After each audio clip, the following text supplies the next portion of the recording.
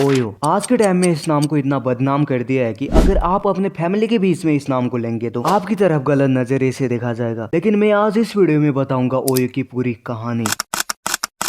क्या आपने कभी कम बजट में शानदार होटल में रहने का सपना देखा है? अगर हाँ तो आपने ओयो होटल्स का नाम जरूर सुना होगा। ओयो की शुरुआत 2013 में रितेश अग्रवाल ने की थी। ये कहानी तब शुरू हुई जब रितेश 19 साल के थे और एक बड़े विजन के साथ होटल इंडस्ट्री में कदम रखना चाहते थे। रितेश ओडिशा के कटक शहर से आते हैं और पढ़ाई के दौरान उन्होंने कई बार सस्ते होटलों में रहने का अनुभव लिया, लेकिन उन्हें अक्सर खराब सर्विस, गंदे कमरे और अव्यवस्थित माहौल का सामना करना पड़ता था। यहीं से उनके दिमाग में एक आइडिया आया, क्या हो अगर कम बजट होटल को एक ब्रांड के तहत लाया जाए और लोगों को बेहतरीन स्टे और बेस्ट एक्सपीरियंस दिया जाए। इसी सोच के साथ उन्होंने 2012 में ओरबल स्टेज नामक स्टार्टअप शुरू किया। उन्होंने इस मॉडल को बदला और 2013 में ओयो रूम्स की स्थापना की। ओयो का मतलब है ऑन योर ओन, लोगों को खुद के बजट में बढ़िया स्टे एक्सपीरियंस देना। ओयो का मॉडल अन्य होटल बुकिंग प्लेटफॉर्म से अलग था। ओयो ने खुद होटलों के साथ पार्टनरशिप करके उनके सर्विस को बेहतर बनाया और फिर ग्राहकों को कम बजट में ब्रांडेड अनुभव दिया। ओयो छोटे और मध्य स्तर के होटलों को अपने ब्रांड के तहत लाता था। ये होटल मालिकों के साथ एग्रीमेंट करता था और उनकी प्रॉपर्टी को ओयो के नियमों के अनुसार अपग्रेड करता था। बदले में ओयो होटल से एक कमीशन या fix amount of money charge करता था। इसका फायदा ये हुआ कि लोगों को कम कीमत में भरोसेमंद होटल मिलने लगे। ओयो ने अपने ऑपरेशन को सुचारू बनाने के लिए टेक्नोलॉजी का भरपूर उपयोग किया। एआई और डेटा एनालिटिक्स का इस्तेमाल किया। होटल की डिमांड, रेटिंग और बुकिंग को समझने के लिए ओयो ऐप कस्टमर को सीधा बुकिंग का सुविधा देने के लिए भी टेक्नोलॉजी का इस्तेमाल करता है। आज के टाइम में ओयो की ग्रोथ भारतीय स्टार्टअप इकोसिस्टम की सबसे तेज ग्रोथ में से एक मानी जाती है। रितेश अग्रवाल की प्रतिभा और ओयो के अनोखे बिजनेस मॉडल ने कई बड़े इन्वेस्टर्स को आकर्षित किया। 2015 में सॉफ्ट बैंक ने ओयो में बड़ा इन्वेस्ट किया। 2017-18 में ओयो को सिकुआ कैपिटल, लाइट स्पीड वेंचर्स और एरबन जैसी कंपनियों से बड़ी फंडिंग मिली। 2019 में कंपनी का वैल्यूएशन $10 बिलियन से ज्यादा हो गया और ये यूनिकॉर्न स्टार्टअप बन गया। भारत में सफलता के बाद ओयो ने दुनिया के कई देशों में कदम रखा। चीन 500 से ज्यादा शहरों में ओयो के hotel, Europe luxury home rental service OYO live के जरिए एंट्री, अमेरिका एयरबन और अन्य होटल चेन से कंपटीशन। लेकिन ओयो की तेज ग्रोथ के साथ कई चुनौतियां भी आई। कई होटल मालिकों ने शिकायत की कि ओयो ने बिना अनुमति के कीमतें कम कर दी, जिससे उन्हें नुकसान हुआ। 2019-20 में ओयो ने हजारों कर्मचारियों को निकाला। कोविड-19 के दौरान ट्रैवल इंडस्ट्री बुरी तरीके से प्रभावित हुई, जिससे ओयो कंपनी को बड़ा झटका लगा। ओयो पर कई देशों में मुकदमे चले, जिसमें गलत व्यवसायिक नीतियों के आरोप लगे। इससे कंपनी की ब्रांड इमेज को नुकसान हुआ, लेकिन कंपनी ने अपनी बिजनेस स्ट्रेटेजी बदली और प्रॉफिटेबिलिटी पर फोकस किया। ओयो ने हाई परफॉर्मिंग होटल पर ध्यान दिया और लॉस करने वाले होटलों को बंद किया। कई देशों में कंपनी ने रीइंस्ट्रक्चरिंग और नई टेक्नोलॉजी अपनाई। इससे कंपनी और भी फास्ट ग्रो करने लगी। जिन देशों में मुकदमे चले थे उन देशों में उनके नियमों के अनुसार आगे बढ़े। एआई और मशीन लर्निंग से कस्टमर सेटिस्फेक्शन को बेहतर बनाया। IPO, initial public offering, OYO जल्दी ही मार्केट में लिस्ट करने की योजना बना रहा है। ओयो ने भारत और दक्षिण एशिया में बिजनेस को मजबूत करने पर ध्यान दिया। ओयो की सफलता और चुनौतियों से हमें कई चीज सीखने को मिलती है। रितेश अग्रवाल की सोच ने पूरी इंडस्ट्री को बदल दिया। ओयो ने एआई और डेटा का सही इस्तेमाल करके बिजनेस को आगे बढ़ाया। ओयो ने कई चुनौतियों का सामना करते हुए बिजनेस मॉडल में बदलाव किया। इस सामान्य आइडिया के तहत रितेश अग्रवाल बन गए भारत के सबसे युवा अरबपति। ओयो कंपनी कोरोना के टाइम में पूरी बर्बाद हो चुकी थी, लेकिन ओयो ने हार नहीं मानी। 2021 के बाद से कंपनी ने खुद को स्टेबल करने की कोशिश की, नई स्ट्रेटेजी अपनाई, होटल ओनर्स के साथ रिलेशन सुधारने शुरू किए और धीरे धीरे मार्केट में ओयो कंपनी वापसी करने लगी। 2023 में ओयो ने भारत में आईपीओ लाने की प्लानिंग की, लेकिन कुछ कारणों से इसे टाल दिया गया। आज भी ओयो होटल इंडस्ट्री में एक बड़ा नाम है। तब से लेकर आज तक ओयो की ग्रोथ बढ़ती जा रही है। ओयो की कहानी एक प्रेरणा है कि अगर सही आइडिया और मेहनत हो तो कोई भी बड़ा सपना हकीकत में बदला जा सकता है। लेकिन हर बिजनेस में मुश्किलें आती है और उन पर काबू पाने की क्षमता ही किसी भी कंपनी को टिकाऊ बनाती है। क्या आपको लगता है कि ओयो आने वाले सालों में फिर से अपनी खोई हुई पहचान हासिल कर पाएगा? कमेंट में अपनी राय जरूर बताइए। आज के लिए इतना ही, मिलते हैं दूसरी वीडियो में, तब तक के लिए नमस्कार।